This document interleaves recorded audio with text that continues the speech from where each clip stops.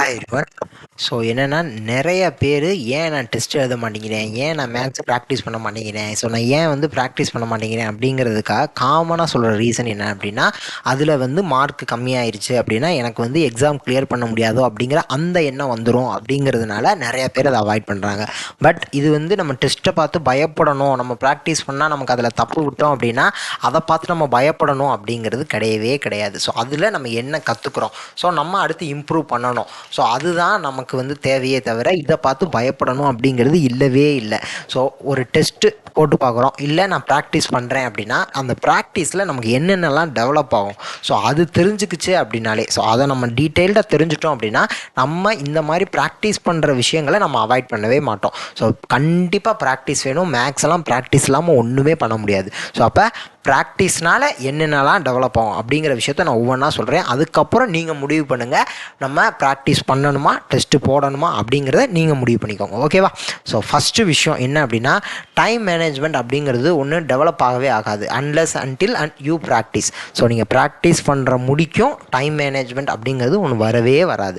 ஏன்னா நீங்கள் ப்ராக்டிஸ் பண்ணுறப்பலாம் எதுக்கு எவ்வளவு டைம் எடுக்குது அப்படிங்கிறது முதல்ல உங்களுக்கே புரியும். ஸோ இதுக்கு இவ்வளோ டைம் எடுக்கும் அப்படின்னா மீதி எந்தெந்த கொஷின்லலாம் நம்ம டைம் குறைச்சி கன்சியூம் பண்ணணும். இப்போ இந்த மாதிரி கொஷின் வந்துச்சு அப்படின்னா இதை லாஸ்ட்டு நம்ம பார்த்துக்கலாமா, ஸோ அந்த மாதிரி விஷயம். ஸோ லாஸ்ட்டு பார்த்துக்கிறோன்னு ஒரு கொஷின் கேப் விட்டுருப்போம். பட் ஓஎம்ஆரில் நம்ம அதை இது பண்ணுறப்ப, நம்ம என்சர்க்கிள் பண்ணுறப்ப அதை டார்க் பண்ணுறப்ப நம்ம மாற்றி வேறு கொஷின் நம்பருக்கு டார்க் பண்ணியிருப்போம். ஏன் அப்படின்னா நம்ம ஒரு கொஷினை விட்டுருக்கோம், பட் அந்த கொஷின் நம்பருக்கே அடுத்த கொஷினை நம்ம வட்டம் போட்டு வச்சுருவோம். ஸோ அந்த மாதிரியான விஷயங்கள்லாம் நீங்கள் டெஸ்ட்டு போடுறப்ப தான் வரும். ஸோ அப்போ டைம் மேனேஜ்மெண்ட் அப்படிங்கிறது டெஸ்ட்டு மூலியமாக தான் கொண்டு வர முடியும். அதே மாதிரி எந்தெந்த கொஷின்லாம் ரிப்பீட் ஆகுது அப்படிங்கிற அந்த விஷயம், ஸோ இங்கே கொஷின் ரிப்பீட் ஆகுது அப்படிங்கிறத காட்டியும் எந்தெந்த கான்செப்டெல்லாம் ரிப்பீட் ஆகுது, எந்தெந்த மாடல்லாம் ரிப்பீட் ஆகுது அப்படிங்கிற அந்த விஷயமும் உங்களுக்கு அப்போ தான் வரும். ஸோ குறிப்பாக மேக்ஸ்லலாம் பார்க்குறப்ப நீங்கள் பிஒய்க்யூ பார்க்க தான் இந்தந்த ஏரியாவிலேருந்து இந்தந்த டாப்பிக்கில் இருந்தெல்லாம் அதிகமாக கேள்வி கேட்குறாங்க அப்படிங்கிற எந்த டாப்பிக்லேருந்து ரிப்பிட்டேஷன் வருது அப்படிங்கிறது தெரியும்.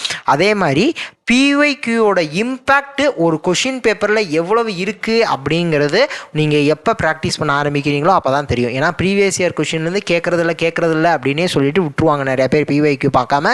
பட் நீங்கள் ஒரு ப்ராக்டிஸ் பண்ண ஆரம்பிச்சிட்டிங்க, டெஸ்ட்டு போட்டு பார்க்க ஆரம்பிச்சிட்டிங்க அப்படின்னா நீங்கள் பிஒய்க்யூலேருந்து நமக்கு கேள்வி வருது அப்படிங்கிற அந்த விஷயத்தை புரிஞ்சுக்குவீங்க. அதுக்கப்புறம் உங்களால் பிஒய்க்யூவும் கான்சன்ட்ரேட் பண்ண முடியும். ஸோ மனதளவில் நீங்கள் ரெடி ஆவீங்க பிஒய்க்யூ பார்க்குறதுக்கும். ஸோ அதுக்கும் நமக்கு ப்ராக்டிஸ் ரொம்ப ரொம்ப முக்கியம்.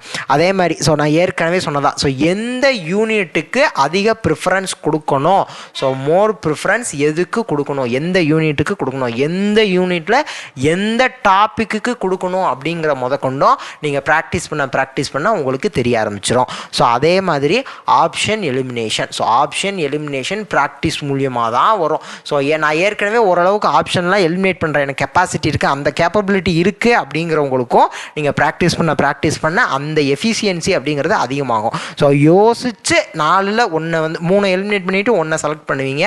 பட் நீங்கள் பை ப்ராக்டிஸ் பண்ண இந்த ஆப்ஷன் எலிமினேஷனுக்கான டைமும் கம்மியாகும். 30 செகண்ட் எடுக்கிற இடத்துல 10 செகண்ட் எடுப்பீங்க. அப்போ அந்த மிச்சம் 20 செகண்ட் வேற ஒரு கொஷினுக்கு யூஸ் பண்ணலாம். ஓகேவா? ஸோ அதுக்கப்புறம் நீங்கள் எப்போ ப்ராக்டிஸ் பண்ண ஆரம்பிக்கிறீங்களோ அப்போ தான் மேக்ஸினுடைய இம்பார்ட்டன்ஸ் தெரியும். ஏன்னா மேக்ஸு ஒரு கொஷின் பேப்பரில் எவ்வளவு தூரம் இம்பார்ட்டன்ட், 25 கேள்வி, அப்போ 200 கேள்விக்கு 25 கேள்வி தானே அப்படின்னு யோசிப்பாங்க. பட் அது எவ்வளவு தூரம் முக்கியம் அப்படிங்கிறது, அந்த 25 கேள்வி அப்படிங்கிறது நீங்கள் எப்போ ப்ராக்டிஸ் பண்ண ஆரம்பிக்கிறீங்களோ, எப்போ டெஸ்ட்டு போட்டு பார்க்க ஆரம்பிக்கிறீங்களோ அப்போ தான் உங்களுக்கு புரியும். ஸோ ஓகேவா? ஸோ அதுக்காக நான் போய் டெய்லி 200 கொஷின் டெஸ்ட் எழுத சொல்லலை. பட் மேக்ஸு ரெகுலராக ப்ராக்டிஸ் பண்ணணும். அப்பப்போ ஒரு 5 கொஷின் 10 கொஷின் தமிழ்லையும் ஜிஎஸும் ஒரு ரிவிஷன் பண்ணணும். ஸோ ஜஸ்ட்டு நீங்கள் படித்த விஷயத்த ஜஸ்ட்டு ப்ராக்டிஸ் பண்ணுறீங்க, அவ்வளோதான். ஸோ டெஸ்ட் அப்படின்னா நம்மளை வேல்யூ பண்ணுறாங்க, நமக்கு இவ்வளோ எவாலுவேட் பண்ணுறாங்க, நம்ம இவ்வளோ தான் மார்க் ஸ்கோர் பண்ணுறோம் அப்படிங்கிற அந்த விஷயம் கிடையாது.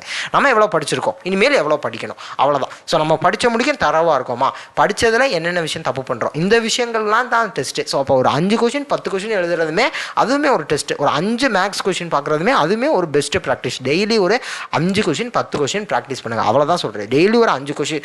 நான் அந்த ஒரு வீடியோவாக ஒரு சம்மு 2 சம்முக்கெலாம் வீடியோ போடுறேன். ஸோ அதெல்லாம் அப்பப்போ டைம் கிடைக்கிறப்ப அந்த ஒரு கொஷின் 2 கொஷினை ஒரு 2 நிமிஷத்தில் அப்போ ப்ராக்டிஸ் பண்ணிட்டீங்க அப்படின்னா ஏதோ ஒரு டாபிக் நான் அந்த டாப்பிக்லேருந்து ஒரு 4-5 நாளாக ஒரு கொஷின் கூட பார்க்கல அப்படிங்கிற அந்த விஷயம் போயிடும். அப்போ நம்ம ஒரு கொஷின் 2 கொஷின் நம்ம ப்ராக்டிஸ் பண்ணுறப்பே நமக்கு எல்லா டாப்பிக்கும் கலந்து ப்ராக்டிஸ் பண்ணுறப்ப அந்த டாப்பிக்லாம் நம்ம டச் பண்ணிடுவோம். ஓகேவா?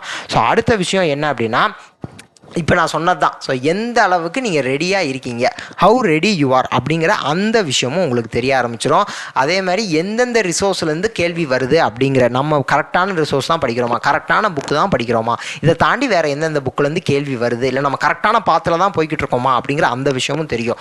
ஸோ டெஸ்ட்டு போடுறப்ப தான், ஸோ நீங்கள் ப்ராக்டிஸ் பண்ண தான் உங்களோட வீக்னஸ் எது அப்படிங்கிறது தெரியும். அதே மாதிரி உங்களோட ஸ்ட்ரென்த் எது அப்படிங்கிறது தான் தெரியும். ஸோ நீங்கள் நல்லா படித்த விஷயம் நான் நல்லா படிக்கலைன்னு நினச்சிக்கிட்டு இருப்பீங்க.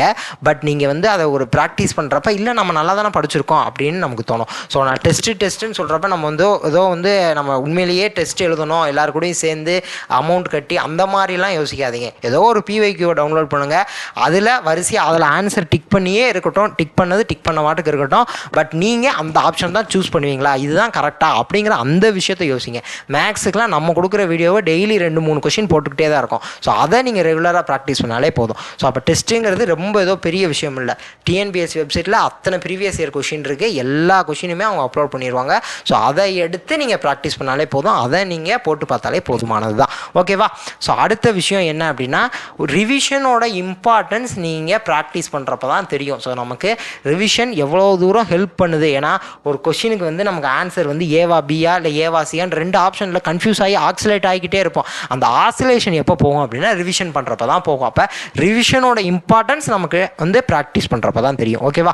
ஸோ அதற்கு அடுத்த விஷயம் என்ன அப்படின்னா, ஒரு கான்செப்டை அண்டர்ஸ்டாண்ட் பண்ணுறது எவ்வளவு முக்கியம் அப்படிங்கிற அந்த விஷயமும் அப்போ தான் நமக்கு புரியும். ஏன்னா ஒரு சில கான்செப்ட்லாம் நம்ம ஞாபகம் வச்சுக்கிட்டா போதும்னு நினைப்போம். பட் அதில் வந்து கொஞ்சம் அண்டர்ஸ்டாண்ட் பண்ணி நமக்கு பதில் சொல்கிற மாதிரி இருக்கும். ஸோ அப்போ அந்த கான்செப்டை அண்டர்ஸ்டாண்ட் பண்ணாதவங்களால அந்த கேள்விக்கு பதில் சொல்ல முடியாது, தப்பாக தான் போடுவாங்க.